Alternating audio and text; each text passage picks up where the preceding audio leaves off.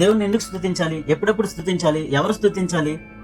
Israel దేవుని స్తుతించారు, ఎరుకో గోడలు కూలిపోయినాయి. పౌలుశీలలు పాడి దేవుని స్తుతించారు, చెరసాలలో బద్దలైపోయినాయి. ప్రభు అయిన యేసుక్రీస్తు ప్రభువారు లాజరు సమాధి దగ్గర దేవుని స్తుతించారు, చనిపోయిన లాజరు తిరిగి బ్రతికాడు. Praise the lord. ప్రభు నామములో అందరికీ వందనాలు. ఈరోజు దేవుడు మనకిచ్చిన వాగ్దానం స్తుతి. దేవుణ్ణి స్తుతించాలి.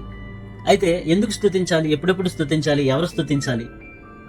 దేవుణ్ణి స్తుతించడం ద్వారా కొన్ని అద్భుత కార్యాలు జరిగినాయి. ఏం జరిగినాయి అంటే, ఇజ్రాయెల్ దేవుని స్తుతించారు, ఎరుకో గోడలు కూలిపోయినాయి. పౌలుశీలలు పాడి దేవుని స్తుతించారు, చెరసాలు బద్దలైపోయినాయి. ప్రభు అయిన యేసుక్రీస్తు ప్రభు వారు లాజరు సమాధి దగ్గర స్తుతించారు, చనిపోయిన లాజరు తిరిగి బ్రతికాడు.